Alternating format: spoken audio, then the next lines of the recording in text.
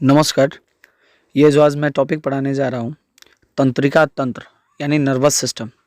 ये भी परीक्षा के दृष्टिकोण से बहुत ही महत्वपूर्ण टॉपिक है और इसमें हम तंत्रिका तंत्र के प्रत्येक भाग का अध्ययन करेंगे। आइए जानते हैं तंत्रिका तंत्र क्या है। नर्वस सिस्टम तंत्रिका कोशिकाओं से बना एक जाल है जो सोचने, समझने, याद रखने और इंस्ट्रक्शन या मैसेज को शरीर के अन्य भागों तक पहुंचाने का काम करता है। आपको पता ही है कि शरीर का पूरा जो कंट्रोल एंड कोऑर्डिनेशन दो तरीक़ों से होता है। एक तो होता है नर्वस सिस्टम, तंत्रिका तंत्र, और दूसरा क्या सर्कुलेटरी सिस्टम अर्थात हार्मोन्स वगैरह से होता है। तो इसमें जो दूसरा भाग है तंत्रिका तंत्र बहुत ही महत्वपूर्ण है, उसी को आज हम पढ़ रहे हैं। तो नर्वस सिस्टम देखते हैं, नर्वस सिस्टम के कितने भाग होते हैं उनके बारे में जानते हैं। नर्वस सिस्टम में सबसे पहले हम तंत्रिका कोशिका जो कि न्यूरॉन होता है उसके बारे में पढ़ेंगे। उसके बाद ब्रेन यानी मस्तिष्क के बारे में पढ़ेंगे और तीसरा स्पाइनल कॉर्ड अर्थात मेरुरज्जु के बारे में पढ़ेंगे। तो आइए तंत्रिका कोशिका यानी न्यूरॉन के बारे में पढ़ते हैं। तंत्रिका कोशिका अर्थात न्यूरॉन के बारे में बात करें तो ये मस्तिष्क की एक आधारभूत इकाई होती है। इसका काम होता है मस्तिष्क के सूचनाओं का आदान प्रदान करना। यह एक प्रकार की कोशिका है।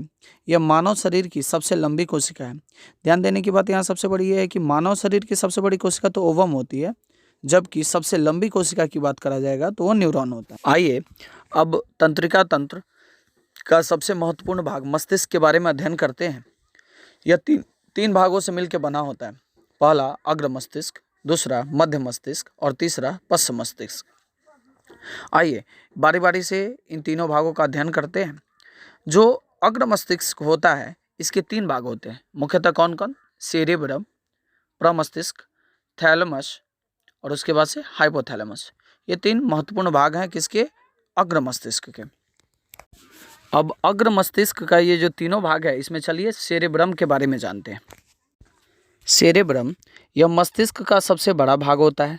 मस्तिष्क का लगभग 2/3 भाग यही होता है। बुद्धि और चतुराई का केंद्र सेरेब्रम ही होता है। यह भाग बहुत से एक्टिविटी को करता है, जैसे किसी बात को सोचने समझने की शक्ति, याद रखने की शक्ति और बोलना, सूंघना, प्रेम, भय जैसी सारी एक्टिविटीज़ यही नियंत्रण करता है अर्थात सेरेब्रम करता है। तो ये रहा सेरेब्रम का कार्य, बहुत ही महत्वपूर्ण है, याद रखेंगे। अग्र मस्तिष्क का एक और भाग जो है कि थैलेमस, इसके बारे में पढ़ते हैं। यह मस्तिष्क का ऐसा भाग है जो दर्द, ठंडा, गर्म को पहचानने में मदद करता है।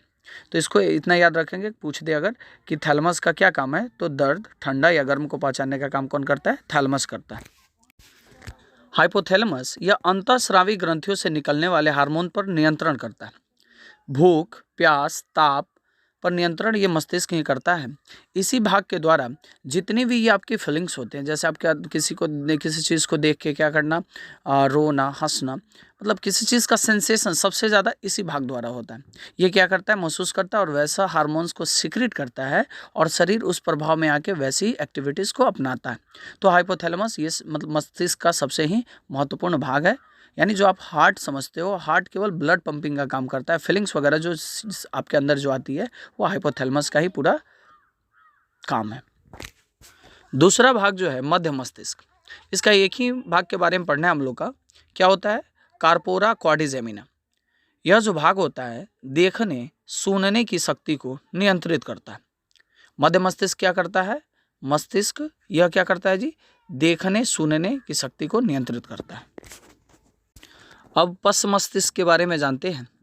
इसके दो महत्वपूर्ण भाग होते हैं। पहला सेरिबेलम और दूसरा मेंडुला ऑब्लांगेटा। पहला सेरिबेलम और दूसरा मेंडुला ऑब्लांगेटा। ये जो सेरिबेलम होता है, मस्तिष्क के इस भाग का मुख्य काम शरीर के संतुलन बनाए रखने में होता है। मतलब क्या मदद करता है ये? जैसे आप कभी देखे होइएगा, कोई अल्कोहलिक व्यक्ति होगा, अगर शराब लेता होगा, शराब पीता होगा, तो जब वो शराब पी लेता है तो उसके शरीर लड़खड़ाते रहते हैं। यानी उस समय शराब जो होता है उसके सेरिबेलम पर ही क्या करता है? बहुत ही ज़्यादा प्रभाव डाल देता है, जिसके कारण वो लड़खड़ाने लगता है अर्थात उसके शरीर का संतुलन नहीं बन पाता है। तो सेरिबेलम जो भाग है ये क्या करता है? शरीर का संतुलन बनाने में मदद करता है। ये भी बहुत ही इंपॉर्टेंट है, इसको याद रखेंगे। अब आइए पश्च मस्तिष्क का सबसे महत्वपूर्ण भाग जो मेंडुला ऑब्लांगेटा है, इसके बारे में अध्ययन करते हैं। यह मस्तिष्क का सबसे पीछे का भाग होता है। इसका मुख्य कार्य क्या होता है?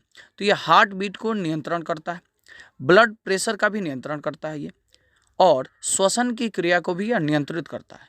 मेंडुला ऑब्लांगेटा इन 3 क्रियाओं को मुख्य रूप से करता है। पहला हार्ट बीट का नियंत्रण करना, दूसरा ब्लड प्रेशर को भी नियंत्रण करना, और तीसरा श्वसन की क्रिया को भी नियंत्रण करना। मतलब इन तीनों क्रियाओं को यह नियंत्रित करता है। आइए अब तंत्रिका तंत्र का एक और भाग के बारे में अध्ययन करते हैं, जो कि स्पाइनल कॉर्ड है। यह मस्तिष्क का वह भाग है जो बैकबोन तक फैला होता है। इसका मुख्य कार्य रिफ्लेक्सिव एक्शन को करना होता है, यानी प्रतिवर्ती क्रियाओं का करना इस भाग का क्या होता है? कार्य होता है। प्रतिवर्ती क्रिया कहने का मतलब, अगर अचानक क्या हो रहा है, कोई घात हो रहा है शरीर पे, तो ये रिएक्ट करके अपने बॉडी को क्या करना, कंट्रोल करने का काम यही करता है।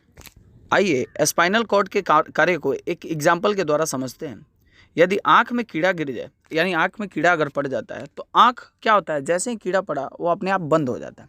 तो ये जो काम हुआ आँख बंद करने का काम किया, ये कौन किया? तो स्पाइनल कॉर्ड द्वारा ही होता है। आइए कुछ इंपॉर्टेंट टॉपिक को जान लेते हैं, फैक्ट्स को जान लेते हैं। ईईजी का प्रयोग मस्तिष्क संबंधी बीमारी का पता लगाने में किया जाता है। ये ईईजी क्या है? इसका फुल फॉर्म जान लीजिए, इलेक्ट्रोएन्सेफेलोग्राफ होता है। इलेक्ट्रोएन्सेफेलोग्राफ होता है। ईईजी का प्रयोग मस्तिष्क संबंधी बीमारी का पता लगाने में किया जाता है। रिफ्लेक्स एक्शन का सबसे पहले जो पता लगाया था उसने किसने लगाया था? तो मार्शल हॉल ने लगाया था। मस्तिष्क का औसतन वजन 1400 ग्राम होता है। और ये बात ध्यान रखेंगे कि जन्म के बाद तंत्रिका ऊतक में कोई विभाजन नहीं होता है, ये वैसे का वैसे ही रहता है। इनमें 3 टॉपिक याद रखेंगे, मेंडुला ऑब्लांगेटा, हाइपोथैलेमस, सेरेब्रम। इन्हीं सारे तथ्य से आपको परीक्षा में प्रश्न आते दिखेंगे, तो जरा इसको ध्यान से पढ़ें।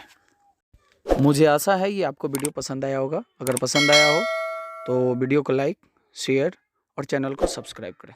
धन्यवाद।